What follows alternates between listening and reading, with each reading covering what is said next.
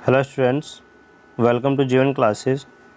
आज के इस वीडियो में हम देखेंगे बायोलॉजी के कुछ ऐसे क्वेश्चंस जो परीक्षा उपयोगी काफ़ी ज़्यादा महत्वपूर्ण हैं। बायोलॉजी के कोई भी एग्ज़ाम जिसमें बायोलॉजी क्वेश्चन पूछे जाते हैं उन सभी एग्ज़ाम के लिए यह इम्पोर्टेंस होंगे। पहला क्वेश्चन है, शरीर की सबसे बड़ी ग्रंथि कौन है? शरीर की सबसे बड़ी ग्रंथि कौन है?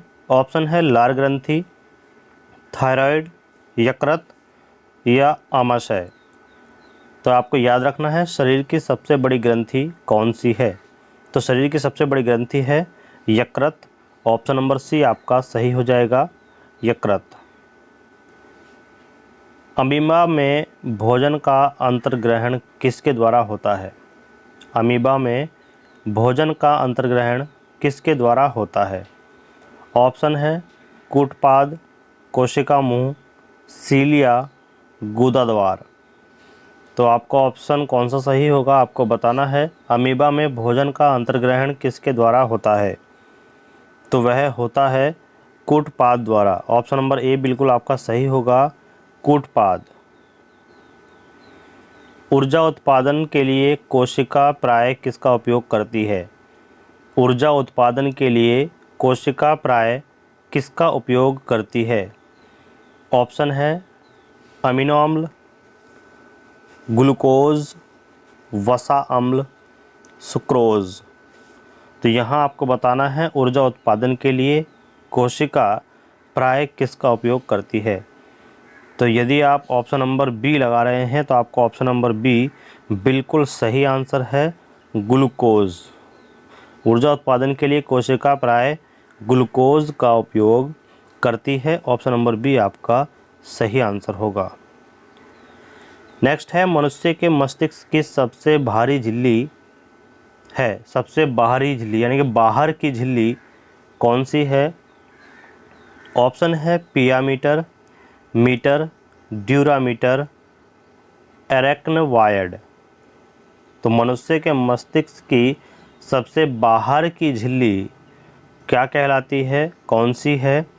तो यदि आप ऑप्शन नंबर सी लगा रहे हैं ड्यूरामीटर तो आप बिल्कुल सही हैं, ड्यूरामीटर। ऑप्शन नंबर सी आपका बिल्कुल सही आंसर होगा। मनुष्य के मस्तिष्क की सबसे बाहरी झिल्ली ड्यूरामीटर है। मनुष्य में वृद्धि एवं चतुराई का केंद्र है। मनुष्य में वृद्धि एवं चतुराई का केंद्र सेरिबेलम, हाइपोथैलेमस, सेरिबम, स्पाइनल कॉर्ड। मनुष्य में बुद्धि एवं चतुराई का केंद्र कौन सा है? Cerebellum, hypothalamus, cerebrum, spinal cord. तो यदि आप ऑप्शन नंबर लगा रहे हैं ऑप्शन नंबर सी सेरिब्रम, तो यही मनुष्य में वृद्धि एवं चतुराई का केंद्र होता है, सेरिब्रम। ऑप्शन नंबर सी आपका सही हो जाएगा, सेरिब्रम। जैव प्रक्रम के अंतर्गत कौन आता है? जैव प्रक्रम के अंतर्गत कौन आता है? ऑप्शन है पोषण, उत्सर्जन, श्वसन या फिर सभी। तो जैव प्रक्रम के अंतर्गत तो दोस्तों इसमें ये सभी आते हैं, पोषण भी आता है, उत्सर्जन भी आता है, श्वसन भी आता है। तो ये हो जाएंगे आपका ऑप्शन नंबर डी सभी। ऑप्शन नंबर डी आपका करेक्ट आंसर होगा। नेक्स्ट है, वायुमंडल में सामान्यतः CO2 का कितना % पाया जाता है? ये आपको बताना है। सभी को यह पता होना चाहिए कि कौन सी गैस वायुमंडल में कितने % होती है। तो याद रखिएगा दोस्तों, वायुमंडल में सामान्यतः CO2 जो पाया जाता है उसका परसेंटेज होता है 0.03%। कितना होता है? 0.03% वायुमंडल में CO2 की मात्रा होती है। नेक्स्ट आपके सामने क्वेश्चन है, मनुष्य में मुख्य श्वसन अंग क्या है? मनुष्य में मुख्य श्वसन अंग क्या है?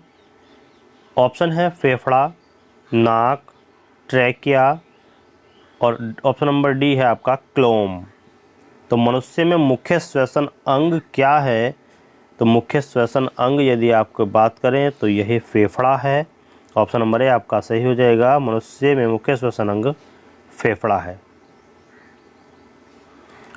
पौधे में आवश्यकता से अधिक जल किस प्रक्रिया द्वारा बाहर निकाले जाते हैं?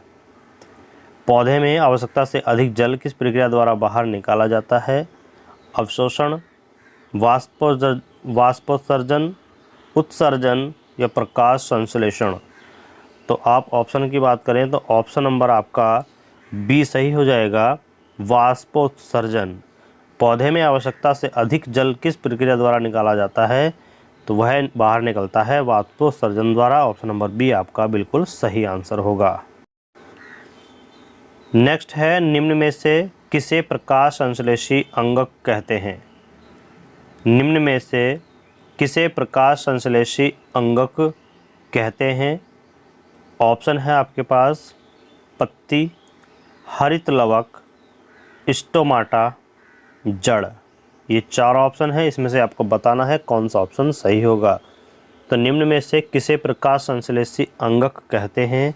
तो यदि आप ऑप्शन लगा रहे हैं ऑप्शन नंबर ए पत्ती, तो यही प्रकाश संश्लेषक अंगक है, यानी कि प्रकाश संश्लेषण पत्तियां ही करती हैं। तो यदि ऑप्शन नंबर ए आप टिक कर रहे हैं तो आप बिल्कुल सही हैं, ऑप्शन नंबर ए आपका करेक्ट आंसर है। फेफड़ा का आकार होता है। दोस्तों, फेफड़े का आकार कैसा होता है आपको बताना है। जैसे ऑप्शन में दिया हुआ है गोलाकार, बेलनाकार, शंक्वाकार या फिर अंडाकार। तो आपको बताना है फेफड़ा का आकार कैसा होता है। तो फेफड़े का आकार की अगर यदि हम बात करें तो वह होता है शंक्वाकार। शंक्वाकार फेफड़े का आकार होता है। तो ऑप्शन नंबर सी आपका बिल्कुल सही आंसर हो जाएगा। नेक्स्ट है आपके पास, पृथक्करण का नियम किसने दिया था? पृथक्करण का नियम किसने दिया था? ऑप्शन है एसेरियंस, डार्विन, मेंडल, बेबीलोनियन। तो पृथक्करण का नियम किसने दिया था आपको बताना है। ऑप्शन में आपके पास दिए गए हैं एसेरियंस, डार्विन, मेंडल और बेबीलोनियन। तो आपको यदि ऑप्शन नंबर लग रहा है इसमें ऑप्शन नंबर सी, तो पृथक्करण का जो नियम दिया था वो है मेंडल। सी ऑप्शन आपका बिल्कुल सही है, मेंडल ने पृथक्करण का नियम दिया था।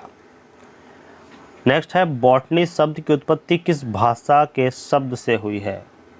बॉटनी शब्द की उत्पत्ति किस भाषा के शब्द से हुई है? ग्रीक, लैटिन, फ्रेंच या फिर पुर्तगाली। तो याद रखिएगा दोस्तों, जो बॉटनी शब्द है उसकी उत्पत्ति हुई है ग्रीक शब्द से। तो ग्रीक शब्द से बॉटनी शब्द की उत्पत्ति हुई है। तो ऑप्शन नंबर ए आपका बिल्कुल करेक्ट आंसर होगा, इसको जरूर याद रखिएगा। नेक्स्ट है, डेंड्रोलॉजी का संबंध है। डेंड्रोलॉजी का संबंध किससे है दोस्तों, ये आपको बताना है। तो ऑप्शन है आपके पास पौधों के अध्ययन से, पुष्पों के अध्ययन से, झाड़ियों के अध्ययन से, वृक्षों के अध्ययन से। तो डेंड्रोलॉजी को आप याद रखिएगा, यह शब्द जो संबंध रखता है वह रखता है झाड़ियों के अध्ययन से। यदि हम वनस्पति झाड़ियों के अध्ययन करते हैं तो डेंड्रोलॉजी शब्द का उपयोग करते हैं, वह डेंड्रोलॉजी के अंतर्गत आती है। तो ऑप्शन नंबर सी आपका करेक्ट आंसर है। नेक्स्ट है, स्पर्मोलॉजी में किसका अध्ययन किया जाता है? स्पर्मोलॉजी में किसका अध्ययन किया जाता है? तो ऑप्शन है आपके पास परागकण, बीज, फल, पत्ती। तो स्पर्मोलॉजी में अध्ययन किया जाता है दोस्तों बीज का। ऑप्शन नंबर बी आपका बिल्कुल सही हो जाएगा, बीज। नेक्स्ट आपके सामने है, पौधों को नाम देने वाले विज्ञान कहलाता है। पौधों को नाम देने वाला विज्ञान कहलाता है नामकरण, वर्गीकी, पहचान, वर्गीकरण। तो दोस्तों, पौधों को वैज्ञानिक नाम देने वाला जो विज्ञान है वह कहलाता है वर्गीकी। वर्गीकी ऑप्शन नंबर बी आपका सही हो जाएगा, वर्गीकी। आलू में मोज़ेक रोग का कारक तत्व है। आलू में मोज़ेक रोग का कारक तत्व कौन सा है? ऑप्शन है आपके पास फफूंदी, लाइकेन, जीवाणु, विषाणु। तो आलू में मोज़ेक रोग का कारक तत्व कौन सा है ये आपको बताना है। तो वह है विषाणु। ऑप्शन नंबर डी आपका सही हो जाएगा, विषाणु, डी ऑप्शन। नेक्स्ट है कवकों की कोशिका भित्ति किसकी बनी होती है। कवकों की कोशिका भित्ति किसकी बनी होती है। ऑप्शन है काइटिन व हेमीसेलुलोज, लिपिड्स, प्रोटीन, सेलुलोज। तो यदि आप ऑप्शन देख रहे हैं तो ऑप्शन नंबर कौन सा सही है, जो कवकों की कोशिका भित्ति की बनी होती है जिसकी, तो वह बनी होती है काइटिन व हेमीसेलुलोज की। तो ऑप्शन नंबर ए आपका सही हो जाएगा, काइटिन व हेमीसेलुलोज। वृक्षों की छालों पर उगने वाले कवक कहलाते हैं।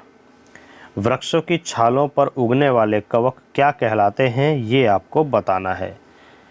तो वृक्षों की छालों पर उगने वाले कवक क्या कहलाते हैं। ऑप्शन है जूफिलस, कोर्टिकोलस, कोप्रोकिलस और साक्सिकोलस।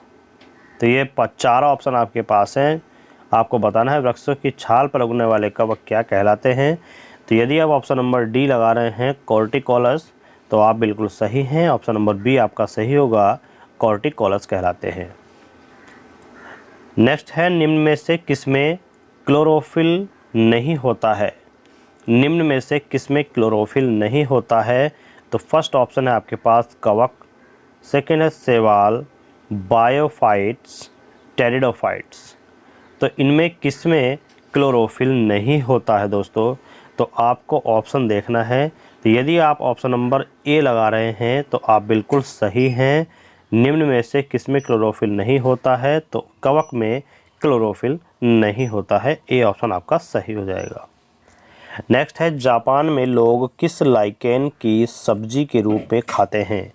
जापान में लोग किस लाइकेन को सब्जी के रूप में खाते हैं। रोसेल, इंडोकार्पन, परमेलिया या फिर ये सभी। तो यदि आप ऑप्शन नंबर कर रहे हैं इसमें ऑप्शन नंबर बी इंडोकार्पन, तो इंडोकार्पन ये आपका सही हो जाएगा। जो जापान में लोग इंडोकार्पन लाइकेन को सब्जी के रूप में खाते हैं, ऑप्शन नंबर बी आपका करेक्ट आंसर है। नेक्स्ट है सबसे अधिक क्रोमोसोम किस में पाया जाता है। सबसे अधिक क्रोमोसोम किस में पाए जाते हैं। ऑप्शन है टेरिडोफाइट्स में, ब्रायोफाइट्स में, मनुष्य में या फिर हाथियों में। तो यदि आप ऑप्शन देख रहे हैं कि सबसे अधिक क्रोमोसोम किस में पाया जाता है, तो वह पाया जाता है टेरिडोफाइट्स में। ऑप्शन नंबर ए सही हो जाएगा, टेरिडोफाइट्स। नेक्स्ट आपके सामने क्वेश्चन है निम्न में बैक्टीरिया से फैलने वाला रोग कौन सा है। निम्न में बैक्टीरिया से फैलने वाला रोग कौन सा है। ऑप्शन है चेचक, तपेदिक, मम्पस या फिर पीलिया। तो याद रखिएगा दोस्तों, बैक्टीरिया से फैलने वाला जो रोग है तो वह है चेचक। चेचक जो है वो बैक्टीरिया से फैलता है, जो इन चारों ऑप्शन में दिया गया है वह चेचक रोग है। तो ऑप्शन नंबर ए आपका बिल्कुल सही आंसर है। नेक्स्ट है श्वसन मूल मिलती है। श्वसन मूल मिलती है। ऑप्शन है जूसिया में, मक्का में, पान में या फिर इनमें से कोई नहीं। तो आपको सही जवाब देना है दोस्तों। सही जवाब आपका क्या होगा, तो ऑप्शन नंबर ए जो है जूसिया, तो इसमें श्वसन मूल मिलती है। तो ऑप्शन नंबर ए आपका सही होगा, जूसिया में। जड़ें विकसित होती हैं।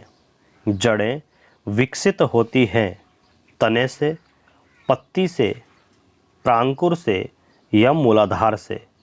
तो आपको ऑप्शन दिए गए हैं चार और आपको सही ऑप्शन बताना है। तो जड़ें विकसित होती हैं। जड़ें विकसित हो तो जड़ें जो हैं वह विकसित होती हैं मूलांकुर से, और मूलांकुर दिया हुआ है ऑप्शन नंबर डी में।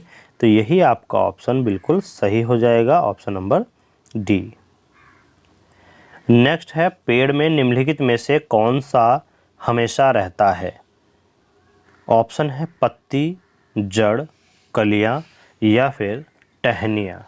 तो पेड़ में हमेशा चार ऑप्शन दिए गए हैं, इनमें से कौन सा रहता है।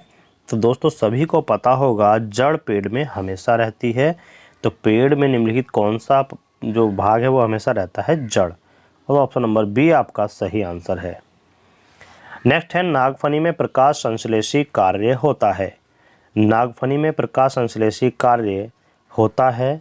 ऑप्शन है पर्णकाय स्तंभ द्वारा, शलकंद द्वारा, धनकंद द्वारा या इनमें से कोई नहीं। तो दोस्तों याद रखिएगा, जो नागफनी है उसमें प्रकाश संश्लेषी कार्य जो होता है वह होता है पर्णकाय स्तंभ द्वारा। पर्णकाय स्तंभ द्वारा, और ऑप्शन नंबर ए आपका सही हो जाएगा, ऑप्शन नंबर ए। तो दोस्तों ऐसे क्वेश्चन आपके एग्ज़ाम में काफ़ी ज़्यादा पूछे जाते हैं।